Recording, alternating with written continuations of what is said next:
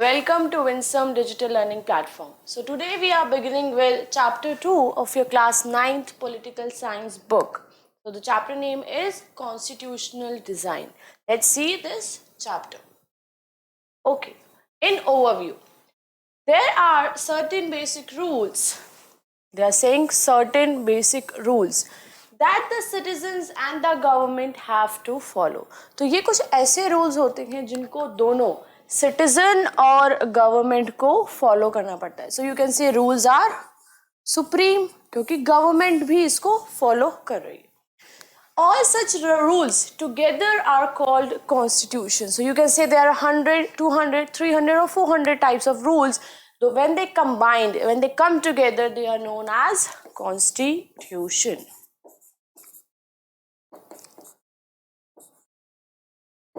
Do we have constitution? Yes, India have the, you can say, lengthiest written constitution. As the supreme law of the country, अगर ये ऐसे rules हैं जिसको government भी follow कर रही है तो ये कौन से रूल्स हुए? सुप्रीम रूल्स या सुप्रीम लॉ हुए. The constitution determines the rights of citizen. तो ये पहली चीज क्या डिटरमाइन करती है या क्या बताती है? सिटीजन्स के rights. Second, the powers of the government. दूसरी चीज जो हमें कॉन्स्टिट्यूशन बताता है वो क्या होता है? गवर्नमेंट की powers. And third, how the government should function etcetera. तो मतलब और भी बहुत सारे फंक्शंस होते हैं which you are gonna read in your later classes. So in this class हम देखते हैं कि भाई कॉन्स्टिट्यूशन हमें 3-4 चीज़ें बताता है. पहला क्या कि सिटीजन्स के राइट्स क्या है. सेकेंड, गवर्नमेंट की पावर्स क्या है. गवर्नमेंट मीन्स जो हमें रूल करेगी, जो हमें यू कैन से हमें गवर्न करेगी. और तीसरी चीज़, गवर्नमेंट को काम कैसे करना है, किस तरीके से उसको काम करना है. Now the question arises. So there are certain questions given in your book. So first is that why do we need a constitution? हमें constitution की ज़रूरत क्या है? Why? Second, how are the constitutions drawn up? Constitutions को बनाया कैसे जाता है? Why? Then how? Then the third question is who designs them? कौन इनको डिज़ाइन करता है? तो डिज़ाइन करने वाले लोग कौन हैं? एंड इन वॉट वे, और किस तरीके से इसको डिज़ाइन किया जाता है. चौथी बात आती है कि भाई कॉन्स्टिट्यूशन बन गया, हमें ज़रूरत क्यों थी, हमने बना लिया, सब कुछ हो गया, ठीक है. अब बात आती है कि once a constitution is accepted, एक बार कॉन्स्टिट्यूशन एक्सेप्ट हो गया तो क्या हम can we make changes later, क्या हम बाद में इसमें चेंजेस कर सकते हैं as required by the changing conditions. तो कंडीशंस चेंज होने के साथ क्या हम इसमें चेंजेस कर सकते हैं, हाँ या ना. चौथी बात हमारी ये है. Fourth question is that. Fifth question is what are the values that shape the constitution in democratic state. वो कौन सी वैल्यूज हैं जो कॉन्स्टिट्यूशन को शेप करती है डेमोक्रेटिक स्टेट्स के अंदर. So we will see the value. So these are certain question given even in your book, right. So हम यही क्वेश्चंस को स्टडी करने वाले हैं, इन्हीं क्वेश्चंस को हम देखने वाले हैं. Let's go to the next page or slide. Overview. We will begin this chapter by looking at what happened there and how the South Africans went about this task of designing their constitution. This task means कि constitution कैसे बनाना है. तो पहले इस chapter में हम constitution क्या है, उसकी वैल्यूज़ क्या हैं, उसकी मोरल्स फिलॉसफी क्या है, उससे पहले हम एक एग्जाम्पल देखेंगे साउथ अफ्रीकन कंट्री का. So it's a south Africa country, not the continent of South Africa, ठीक है. साउथ अफ्रीका कॉन्टिनेंट बहुत बड़ा है भाई, रफली देखा जाए तो कुछ इस तरीके से है, ठीक है. वहाँ पे एक छोटी सी कंट्री है जिसका खुद का नाम ही क्या है, साउथ अफ्रीका. तो हम उसके बारे में पढ़ने वाले हैं. Fine. So then we will turn to how the Indian constitution. तो जब हम साउथ अफ्रीका का केस देख लेंगे कि कैसे उन्होंने अपना कॉन्स्टिट्यूशन बनाया, किस किस कंडीशन से वो बाहर निकले, कौन कौन सी पॉलिसीज गवर्नमेंट उनके खिलाफ रन कर रही थी, उसके बाद हम आएंगे इंडियन कॉन्स्टिट्यूशन पे. कैसे कि then will turn how the Indian constitution was made. India का कॉन्स्टिट्यूशन बना कैसे, what are its foundational values, इसकी फाउंडेशनल वैल्यूज क्या है, and how it provides a good framework, और कैसे एक ये अच्छा फ्रेमवर्क देता है कि सिटीजन्स को कैसे कंडक्ट करना है, उनकी लाइफ, सिटीजन्स की लाइफ कैसी होगी, और same at the same time government कैसे काम करेगी.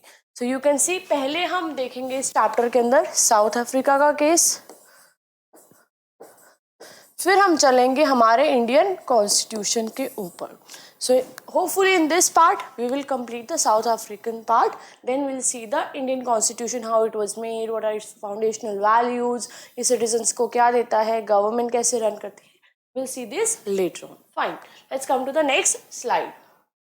Okay. So in this slide on this topic, we are going to talk about democratic constitution in South Africa. Fine. Go to your world map, open your atlas, and see where the South Africa country is there. Okay. South Africa continent को जानो, उसमें बहुत सी countries है. Apart from that, we have a country named as South Africa. Okay. So this person, I hope you know that. So this is a, you can say, picture of Sir Nelson Mandela or Mr. Nelson Mandela, you can say that. So these are his words. Let's see ये क्या कह रहे हैं. I have fought against white domination and I have fought against black domination. ये कहते हैं मैंने दोनों के खिलाफ लड़ाई की है. क्या दोनों डोमिनेशन के खिलाफ, चाहे वो ब्लैक डोमिनेशन हो या वाइट डोमिनेशन हो. ठीक है, मीन्स ये लड़ते हैं किसके खिलाफ, बेसिकली डोमिनेशन के खिलाफ. इन्हें डोमिनेशन पसंद नहीं है, चाहे वो एक ब्लैक पर्सन करे या वाइट पर्सन करे. I have cherished the ideal of, ये कहते हैं मेरा एक आइडियल है जिसे मैं दिलो जान से चाहता हूँ, of a democratic and free society. मेरा आइडियल क्या है, पहला डेमोक्रेटिक और फ्री सोसाइटी, और ऐसी सोसाइटी जहाँ पे सब पर्सन, ऑल पर्सन्स क्या करें, they live together in harmony, वो एक साथ रहें शांति के साथ, and with equal opportunities. So I want a democratic and free society. मुझे ऐसी सोसाइटी चाहिए जो डेमोक्रेटिक और फ्री हो, और सोसाइटी के अंदर लोग ही रहते हैं तो लोग इस तरीके से शांति के साथ रहें, और साथ ही साथ सबके पास इक्वल अपॉर्चुनिटीज हो, किसी के साथ भेदभाव ना हो. It is an ideal which I hope to live for and to achieve. ये मेरी एक ऐसी इच्छा है, ऐसा आइडियल है जिसके लिए मैं जीना चाहता हूँ. I hope to live for and to achieve, और इसके लिए जीते हुए मैं इसको अचीव भी करना चाहता हूँ मेरी कंट्री साउथ अफ्रीका के अंदर. But if needs be, और अगर ज़रूरत पड़े, it is an ideal, ये मेरी ऐसी इच्छा है, ऐसा गोल है जिसके लिए मैं मरने के लिए भी तैयार हूँ. तो जीना तो मैं चाहता ही हूँ इसके लिए, उसे अचीव भी करना चाहता हूँ, और अगर मुझे अचीव करते करते इसके लिए मरना भी पड़े तो मैं रेडी हूँ, मुझे कोई दुख नहीं है मरने में. So these were the words of Nelson Mandela. This was Nelson Mandela being tried for treason by the white south African government. तो अब ये ट्रीजन होता क्या है जिसके लिए इनको सज़ा मिली थी साउथ अफ्रीकन गवर्नमेंट के द्वारा. फाइन. सो ट्रीजन क्या होता है, एक ऑफेंस होता है of attempting to overthrow the government. So in this offence government charge लगाती है कि आप अटेम्प्ट कर रहे हो हमारी गवर्नमेंट को, यू कैन से हटाने में, उसे ओवरथ्रो करने में, of the state to which the offender owes allegiance. तो वो कहता है आप हमारी सरकार को गिराने की कोशिश कर रहे हो. कौन सी सरकार को, जो इस देश की है. तो अगर आप देश की सरकार को गिराने की कोशिश कर रहे हो मतलब आप देशद्रोही हो. सो इन पे चार्ज लगता है एक देशद्रोही होने का, जिससे हम नॉर्मली इंग्लिश में क्या कहते हैं, द चार्ज ऑफ ट्रीजन.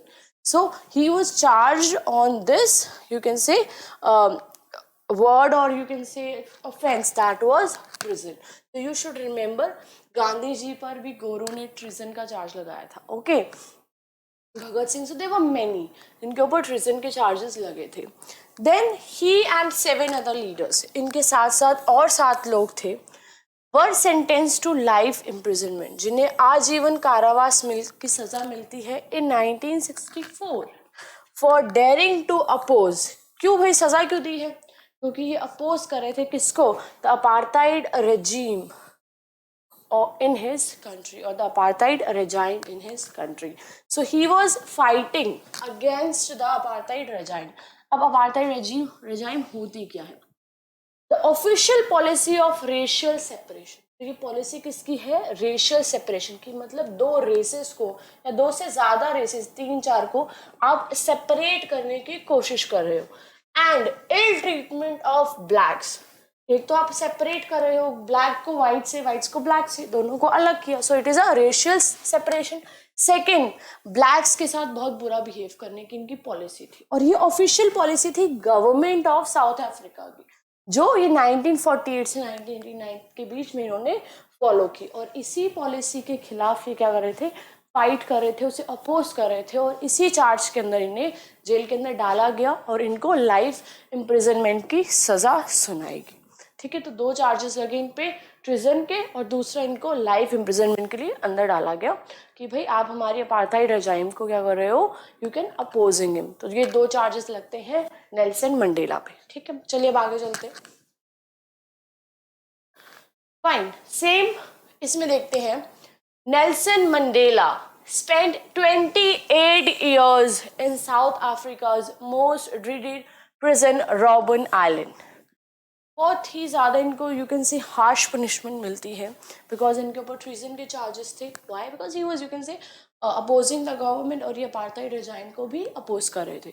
तो इनको 28 साल की 28 ईयर्स की सज़ा मिलती है, वो भी कहाँ पे, साउथ अफ्रीका के सबसे खतरनाक, सबसे बेकार या सबसे you can say harsh prison के अंदर, दैट इन रॉबन आइलैंड। तो इस पे जाके पीएचडी मत करना, you don't have to study a lot. Fine, तो इतना पता होना चाहिए कि इनको 28 साल की सज़ा मिली। 28 years is a long time. एक जनरेशन बहुत चेंज हो जाती है, टेक्नोलॉजी चेंज होती है, बहुत कुछ चेंज हो जाता है। तो इतनी ज़्यादा साल इन्होंने, ऑलमोस्ट 28 मीन्स 30 ईयर्स अपनी लाइफ के इन्होंने कहाँ पे स्पेंड किए, प्रिजन के अंदर। किस लिए? क्योंकि इन्हें इक्वल सोसाइटी चाहिए थी, इन्हें ऐसी सोसाइटी चाहिए थी जहाँ पे लोग एक साथ रहें, एक साथ उनके पास अपॉर्चुनिटी सेम हो, ब्लैक्स और वाइट्स में डिफरेंस ना हो, सब बराबर हो। इसके लिए सिर्फ इन्हें तो कुछ नहीं मिलने वाला था, बट ये लोगों के लिए लड़े, लोगों के लिए इन्होंने इतनी लंबी सजा काटी। The white Europeans imposed apartheid system on South Africa. ये तो बात है भाई, अपार्थाइड रजाइम हमने अभी देखा कि क्या था, ब्लैक्स के साथ गलत ट्रीटमेंट करना, उनको सेपरेट करना, रेशियल डिस्क्रिमिनेशन करना। तो जो वाइट यूरोपियंस थे, जो सेटल हो रखे थे यहाँ पे, ये इम्पोज करते थे अपार्थाइड सिस्टम किनके ऊपर, साउथ अफ्रीका के लोगों के ऊपर। But unlike India, a large number of whites had settled in South Africa and became the local rulers.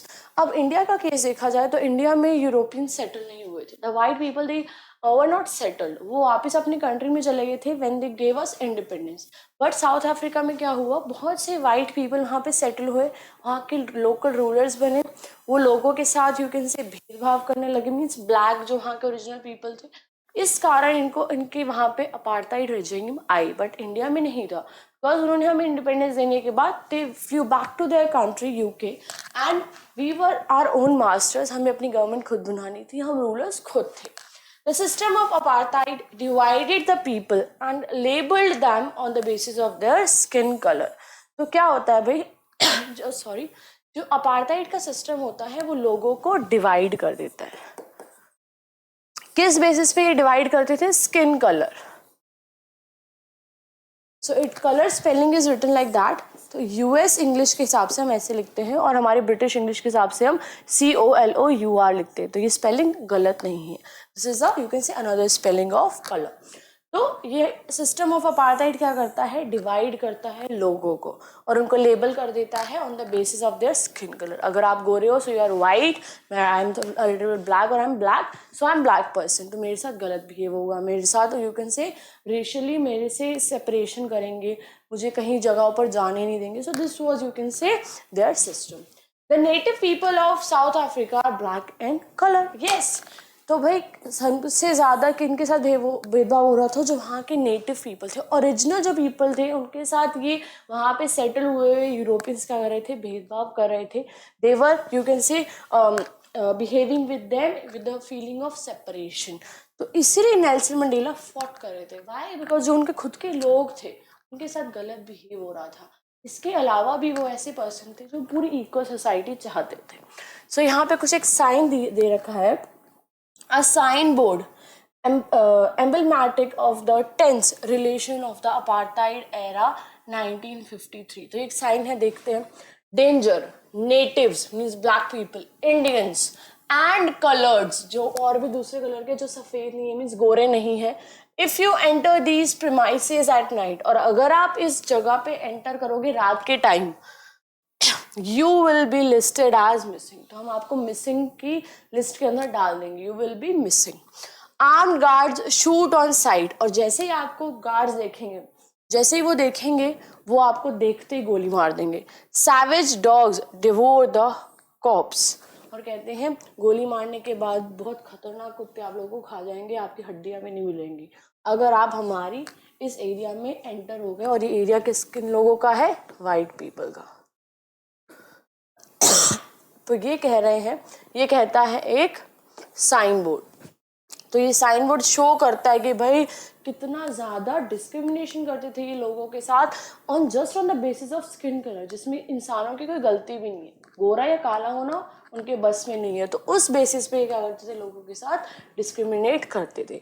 Apartheid was a name of a system of racial discrimination, तो जब आप racially किसी के साथ डिस्क्रिमिनेट करोगे, उस पॉलिसी को, उस सिस्टम को हम क्या कहते हैं? Apartheid. And it was unique to South Africa, ये बेसिकली साउथ अफ्रीका में ही हुआ। लेटर ऑन यूएस में भी था, means before that, but US में ये चीज़ जल्दी खत्म हो गई थी। They also fought, black people also fought over there, तो उन्होंने भी ये चीज़ अचीव कर ली थी एंड इक्वालिटी मेंटेन हो गई थी। बट ये जो अपार्थाइड सिस्टम था, ये क्या था? यूनिक था साउथ अफ्रीका के अंदर। And you know that apartheid का मतलब क्या होता है? जब आप रेशियली डिस्क्रिमिनेट करते हो लोगों के बीच में on the basis of their skin colour, simply blacks के साथ ये क्या करते थे? डिस्क्रिमिनेशन करते थे। ये सिंपल, आपको बस इतना याद रखना है। चलिए आगे चलते हैं। So let's see, the white rulers treated all non whites as inferiors, तो जो वाइट रूलर्स थे, वाइट यूरोपियन जो रूलर्स थे, वो क्या करते थे? जितने भी दूसरे नॉन वाइट्स थे उन सबको अपने से इन्फीरियर मानते थे। वो बोलते थे हम गोरे हैं, हम सुपीरियर हैं, आप लोग काले हो या गेहूं कलर के हो, जो भी हो, तो आप लोग क्या हो? इन्फीरियर हो हमसे, हम लोग सुप्रीम हैं। The non-whites did not have voting rights. तो जो गोरा है वो वोट दे सकता है, मीन्स जो वाइट है वो वोट देगा, जो वाइट नहीं है, नॉन वाइट है या कलर्ड है, वो वोट नहीं दे सकते। तो डेमोक्रेटिकली हम क्या कर रहे हैं? इनके साथ अनइक्वल बिहेव कर रहे हैं, इनइक्वल बिहेवियर है हमारा, ठीक है। Second, the apartheid system was particularly oppressive for the blacks, ये तो दिख ही रहा है भाई, ये जो सिस्टम था इससे गोरों को कोई फर्क नहीं पड़ा था, वाइट्स उनसे वो हैम्पर नहीं हो रहे थे, क्योंकि उनके पास तो सब कुछ है, वोटिंग राइट्स है, उनको अच्छे बीचेस दिए हैं, अच्छी शॉप्स दिए हैं, होटल्स दिए हैं, public baths we have provided them, we have provided them good hospitals, everything we have given them. तो ये किसके अगेंस्ट था? ये ऑप्रेसिव किसके लिए था? ब्लैक्स के लिए। तो it was a oppressive policy for the black people. They were forbidden from living in white areas, जहाँ पे गोरे लोग रहते हैं, जहाँ पे वाइट पीपल रहते हैं, वहाँ पर आप रह नहीं सकते, घर नहीं ले सकते। They could work in white areas, आप वाइट एरियाज में तभी काम कर सकते हो only if you have a permit, अगर आपके पास लाइसेंस है, परमिट है, तभी आप जाके इनके एरियाज में काम कर सकते हो। पब्लिक ट्रांसपोर्टेशन एंड सर्विसेज, चाहे वो ट्रेन हो, बसेस हो, कुछ भी हो, टैक्सी हो, ऑटो, व्हाटएवर इट इज, सब क्या थी? सेपरेट थी, सब कुछ सेपरेट था वाइट्स और ब्लैक्स के। एक साथ ट्रैवल नहीं करोगे, एक साथ रहोगे नहीं, एक साथ स्कूल नहीं जाओगे, एक साथ कॉलेजेस नहीं जाओगे, एक साथ हॉस्पिटल्स में ट्रीटमेंट नहीं होगा, एक साथ आपके बाथ, यू कैन से पब्लिक बाथ नहीं है, बीचेस नहीं है आपके लिए, एक साथ यू कैन से पुलिस स्टेशन नहीं है, सब कुछ अलग अलग था। जब आप सब कुछ अलग कर देते हो दो लोगों के बीच में, दो रेसेस के बीच में, इस पॉलिसी को बोला जाता है segregation. When you are separating two races from one another in all aspects of life, from you can say birth, from cradle to you can say your death place, तब उस policy को क्या कहा जाता है? The policy of segregation, and it was followed in south Africa. Fine. So they could not even visit the churches, अरे भाई church भी अलग कर दिए, जहाँ पे वाइट वर्शिप करते थे, मतलब भगवान भी गोरों और कालों का हो गया, भगवान भी वाइट्स का अलग है, ब्लैक्स का अलग है। Blacks could not form association, और एक और चीज़ करी कि भाई आप हमारे साथ गलत तो बिहेव कर रहे हो, ये गलत बिहेव हम आपके साथ कर भी रहे हैं, तभी भी आप एसोसिएशन नहीं बना सकते, आप इसके खिलाफ प्रोटेस्ट नहीं कर सकते, हमारी जैसी मर्जी है, हम आपके साथ वैसा ही बुरा बिहेव करेंगे, आप कुछ नहीं बोल सकते। तो भाई मतलब आप बुरा भी करो और हमें बुरा करते हुए टाइम हम आपको कुछ बोले भी नहीं। तो इतनी ज़्यादा हार्श ऑप्रेसिव पॉलिसीज थी यूरोपियन पीपल की साउथ अफ्रीका के अंदर। फाइन, तो ये एक साइन है डरबन, सिटी ऑफ डरबन के अंदर इंग्लिश में लिखा है, अफ्रीकन लैंग्वेज में आई थिंक लिखा है और जूलू लैंग्वेज में लिखा है। तो भाई I can't read African language and Zulu language, I can only read English. I think आप भी इंग्लिश ही पढ़ सकते हो, right. So city of Durban का ये क्या है, एक यू कैन से बिलबोर्ड है या साइन बोर्ड है under section 37 of the Durban beach bylaws. तो इस सेक्शन 37 के अंडर जो कि डरबन के बीच बायलॉज हैं उसके हिसाब से ये जो बाथिंग एरिया है, this bathing area is reserved for the sole use of members of the white race group. तो ये जो पूरा बीच है जिसे भगवान ने बनाया है, नेचर मदर अर्थ ने दिया है, कि अब हमने रिजर्व कर लिया है हम वाइट पीपल के लिए। सो यू कैन नॉट एंटर, और हमने ये जो एरिया है पूरा जो बीच है, ये जो पूरा साइड है, ये हम वाइट पीपल के लिए रिजर्व्ड है। So this is a sign on Durban beach in English, Afrikaans and Zulu. In English it reads, yes, I have read for you, that is City of Durban under section 37 of the Durban Beach bylaws. This bathing area, this beach is reserved for the sole use, सिर्फ और सिर्फ use के लिए किसके, members of the white race group. So if you are black, you are colored, you are native, you are Indian, you cannot enter in this beach and you cannot take bath, you cannot enjoy, because this is only and only reserved for the sole use of, you can say, white people. भाई इन्होंने पानी भी बांट दिया अपने, तो church भी बांट लिया, तो पानी तो बहुत दूर की बात है। So this was a, you can say, treatment they were giving to the black people in the country of South Africa. So since 1950, the black, colored and Indians fought against the apartheid system. तो 1950 से शुरू होता है इनका struggle against apartheid system. Okay. The African National Congress. So there is a party known as African National Congress, was the umbrella organization that led the struggle against the policies of segregation. So, for example, in India, the national movement was mainly led by the Indian National Congress, INC, or known as Congress. In the same way, there was an organization named as African National Congress, जो क्या कर रही थी, struggle कर रही थी किसके against, policies of segregation के खिलाफ। Fine, several countries denounced apartheid as unjust and resist.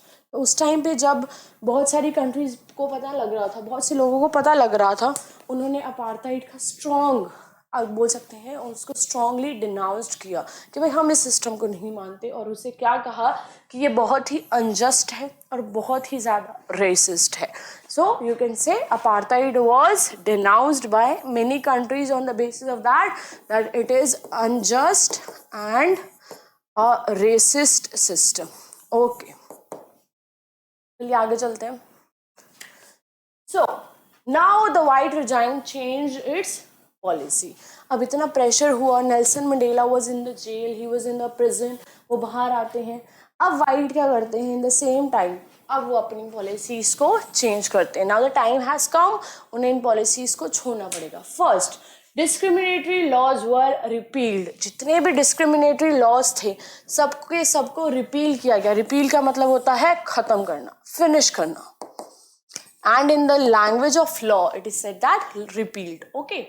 Second, ban on political parties and restrictions on the media were lifted. तो जो पहले हमने political parties पे जो ban लगा रखा था, उस ban को हमने खत्म किया. Now you can form a political party, you can run a political party, you can organize protest, whatever you want to do. So you have a little bit political freedom. Second, media के ऊपर जो restrictions लगा रखी थी, उसको भी lift किया, मतलब उसको हटाया. Third thing, after 28 years, भाई सुन के डर लगता है, 28 years of imprisonment, 28 साल की जेल के बाद नेल्सन मंडेला वर्कड आउट करते हैं प्रिजन से एज अ फ्री मैन, आज़ाद आदमी की तरह वो जेल से बाहर आते हैं, आज़ादी की सांस लेते हैं, that too after 28 years of imprisonment. What a long time. Hats off the person. Fine. Fourth, finally at the midnight, जैसे हम लोग मिडनाइट में थे 14-15 अगस्त की, वैसे ही midnight of 26 April 1994 the new national flag of the republic of South Africa was unfurled, marking the newly born democracy in the world. तो 26 अप्रैल 1994 या 26 अप्रैल 1994 को नेल्सन मंडेला, बाहर मीन्स पहले से आ चुके हैं, वो अब न्यू नेशनल फ्लैग को क्या करते हैं, अनफोल्ड करते हैं, इसको रिपब्लिक ऑफ साउथ अफ्रीका के न्यू नेशनल फ्लैग को, और इस तारीख को जन्म होता है एक नई डेमोक्रेसी का इन the world, that is south Africa. तो भाई हमारे बहुत सालों बाद ये डेमोक्रेटिक कंट्री बनी है। चलिए आगे चलते हैं। So how did this come about, भाई ऐसा हुआ कैसे? Let us here Mandela. फिर से मंडेला के कुछ वर्ड्स को पढ़ते हैं, सुनते हैं। The first president of this new South Africa. So as soon as he come out, you can say make the South Africa as a democracy. He became the new president and the first president of the South Africa on this extraordinary transition. तो जब हम 26 April 1994 को ये हुआ तो कुछ words कहते हैं नेल्सन मंडेला, अब हम उनको पढ़ते हैं। Let's read that. सेम ऐसी एक फेमस स्पीच दी थी when we got independence. Who was he? He was our first prime minister Jawaharlal Nehru, like Pandit Jawaharlal Nehru, right. उन्होंने भी एक स्पीच दी थी known as tryst with destiny, तो हम उसको भी रीड करेंगे। उनकी भी एक फेमस स्पीच है, उसके बारे में भी हम पढ़ेंगे when we see the Indian part. वैसे ही सेम एक फेमस स्पीच, फेमस वर्ड्स कहे थे नेल्सन मंडेला ने जब साउथ अफ्रीका आज़ाद हुआ था। ओके, नॉट आज़ाद तो नहीं कह सकते, जब वो डेमोक्रेटिक कंट्री बना था। Historical enemy succeeded in negotiating a peaceful transition from apartheid to democracy exactly because we were prepared to accept the inherent capacity for goodness in the other. ये कहते हैं जो हमारे historical enemies है, इतने सालों से जो हमारे enemies है, कौन? You can say white people. इन्होंने सक्सीड किया, मतलब बहुत अच्छी चीज़ की है कि ये नेगोशिएट किया इन्होंने हमारे साथ, और एक पीसफुल ट्रांजिशन, आराम से हमें शांति से पावर दी हम लोगों को, और पावर के साथ साथ हमने क्या सिस्टम को चेंज किया, अपार्थाइड से हम डेमोक्रेसी के अंदर आए हैं। क्यों? बिकॉज वी वर प्रिपेयर्ड, हम प्रिपेयर थे इस चीज़ के लिए कि भाई जो कुछ भी हुआ उसके अंदर कुछ ना कुछ अच्छा था, अच्छा तो नहीं था, but we are ready to accept our past, और हम आगे बढ़ते हैं। हमसे इनके कहने का क्या मतलब है? वी ब्लैक पीपल, ये कहना चाहते हैं। तो भाई वाइट ने इनके साथ तब नेगोशिएट किया जब उन्हें भी लगा कि yes, black people can handle their own country. My wish is that south Africans never give up on the belief in goodness. मेरी एक इच्छा है कि जो साउथ अफ्रीकन है वो कभी भी इस चीज़ के अपने बिलीफ ना हटाएं, या कभी भी ये सोचना बंद ना करें कि सब कुछ अच्छा है, means there is something good in everything, that they cherish that faith in human beings is the cornerstone of our democracy। और ये हमेशा इस चीज़ को सेलिब्रेट करें कि आपका विश्वास रहे इंसानों में, ह्यूमन बींग्स के अंदर, और यही हमारी डेमोक्रेसी का क्या है, एक यू कैन से बेस है, हमारा कॉर्नरस्टोन है। हमारी डेमोक्रेसी इसी पे टिकी है कि चाहे हमारे साथ बहुत गलत हुआ इतने सालों तक, पर हर इंसान के अंदर कुछ अच्छा है, और इंसानियत बहुत बड़ी चीज़ है, और हम अपनी डेमोक्रेसी इसी बेसिस पे बनाएंगे। तो ये वर्ड्स थे नेल्सन मंडेला के on the day you can से south Africa became the democratic country.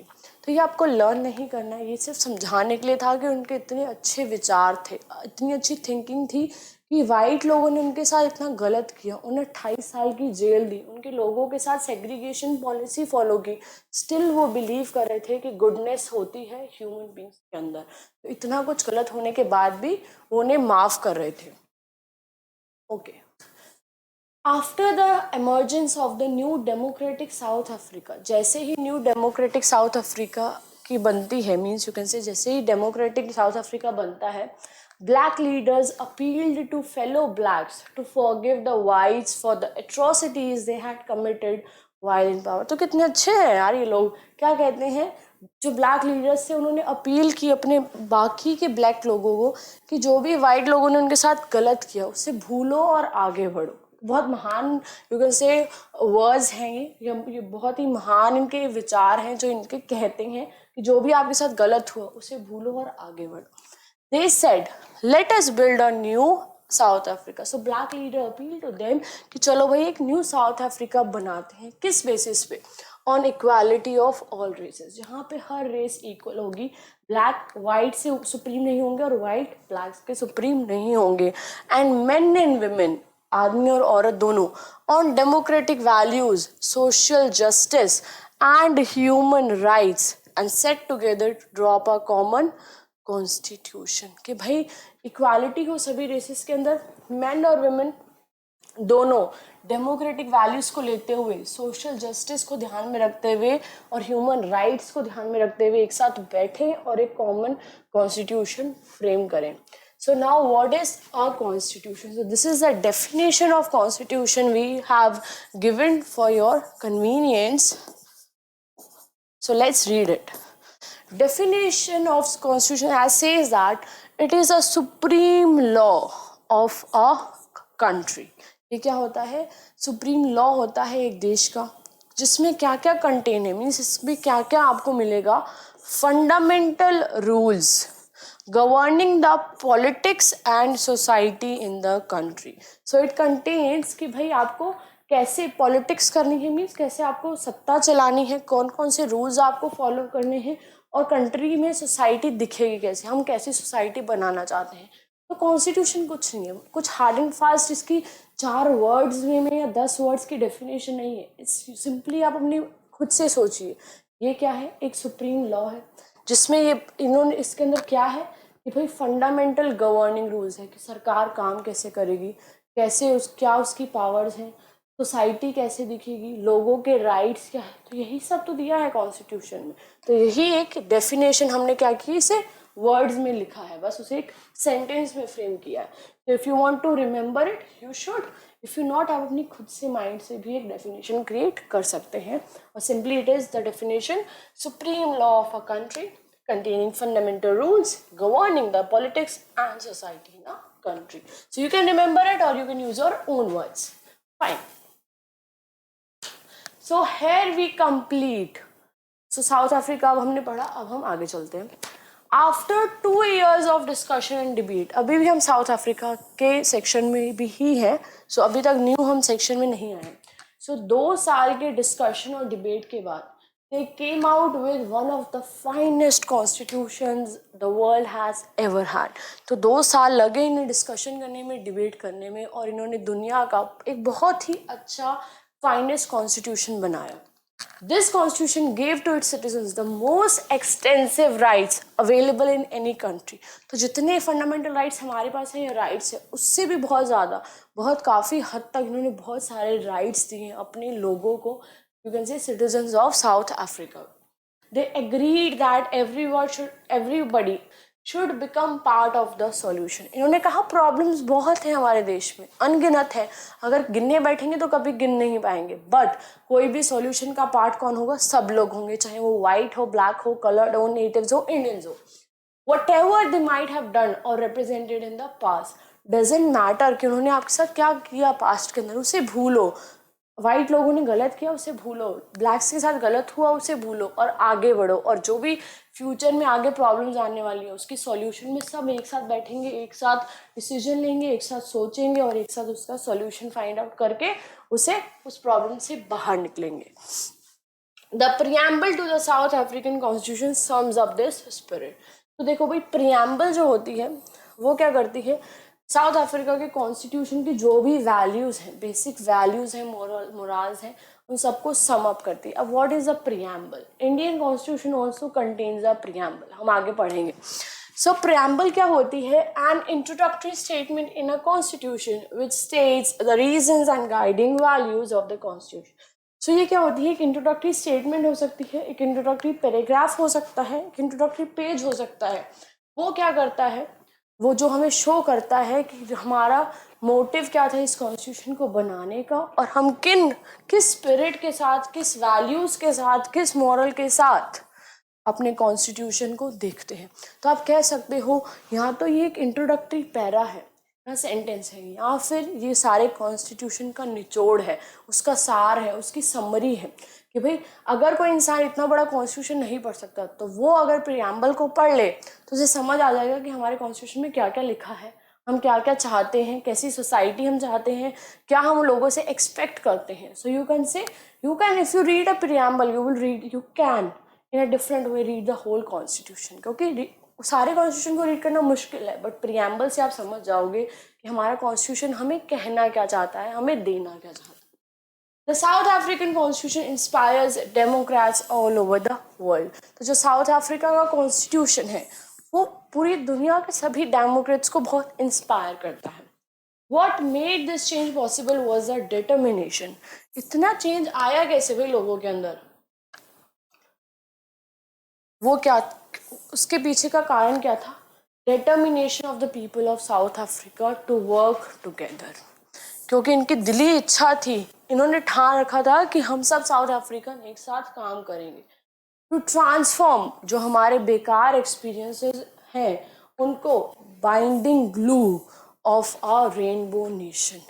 तो हम सब काम करेंगे किससे, कैसे काम करेंगे कि जो हमारा बुरे एक्सपीरियंस है, जो हमारे साथ गलत हुआ है, जो हमारे साथ सेग्रीगेशन की पॉलिसी फॉलोड हुई है, जो हमने अपार्थाइड रेजाइम को फॉलो किया है, उससे भुला के हम क्या करेंगे, एक ग्लो की तरह आएंगे और अपने देश को एक रेनबो नेशन बनाएंगे. रेनबो नेशन मतलब इसमें 7 रंग हो. 7 रंग से इनका मतलब ये नहीं है कि भाई बहुत अलग तरीके के, इनका मतलब है जहाँ पे हर रंग के लोग, चाहे वो ब्लैक वाइट नेटिव कलर्ड कुछ भी हो, वो सब एक तरीके एक साथ जुड़ के रहें. तो ये क्यों कर रहे थे ऐसा? क्योंकि इनके अंदर डिटर्मिनेशन थी, ये चाहते थे कि हम ये करें, हम अपने पास को भुला के आगे बढ़ें और लोगों को दिखाएं कि हम गलत चीज़ों को भुला के एक साथ आगे बढ़ सकते हैं. Okay, so speaking on the South African constitution, South African constitution के बारे में बोलते हुए मंडेला कहते हैं, so today they call themselves as a rainbow nation. Fine. वो कहते हैं the constitution South Africa speaks of both the past and the future. तो जो कॉन्स्टिट्यूशन है साउथ अफ्रीका का वो बात करता है उसके पास्ट की भी और उसके आने वाले कल के भविष्य की भी. On the one hand, it is a solemn pact in which we, as South Africans, declare to one another that we shall never permit a repetition of our racist, brutal and repressive past. तो दूसरी तरफ हम क्या कर रहे हैं, हम एक पैक्ट साइन कर रहे हैं कि एज साउथ अफ्रीकन्स हम डिक्लेयर करते हैं एक दूसरे को कि हम कभी भी वैसा पास्ट नहीं आने देंगे, वैसा पास्ट जो कि बहुत क्या था, ब्रूटल था, रेसिस्ट था और बहुत ही ज़्यादा रिप्रेसिव था. तो हम अपने इतिहास को दोहराने नहीं देंगे. But it is more than that, it is also a charter. ये सिर्फ अपनी पास्ट की बातें नहीं कर रहे, हम फ्यूचर की बातें कर रहे हैं. ये एक चार्टर है, चार्टर कह सकते हो कि एक ऑफिशियल लेटर है फॉर द ट्रांसफॉर्मेशन. किस लिए?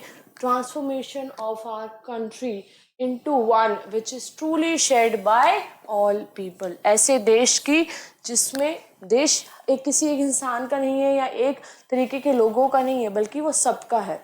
A country which in the fullest sense belongs to all of us. तो हम एक ऐसा देश बना रहे हैं जो रियल में सबका है, चाहे वो ब्लैक हो, वाइट हो, women हो या men हो. So this country belongs to everyone. Doesn't matter their color, their sex, their class, their creed, their caste. So this country belongs to all. हम ऐसा देश बना रहे हैं. So अगर रेनबो नेशन की बात करोगे तो you can see white people are here, blacks are here, कोई कुछ काम कर रहा है, कोई कुछ काम कर रहा है. तो ये सबका देश है, हर किसी का है, चाहे वो कोई भी काम करता हो, कुछ भी फॉलो करता हो. So this nation belongs to all. ये कह रहे हैं नेल्सन मंडेला अपने साउथ अफ्रीकन कॉन्स्टिट्यूशन के बारे में. So here we complete part 1 of this chapter, that is about South African country and its constitution. So I'll meet you in the next part of this chapter where we'll cover rest of the topics. Thank you.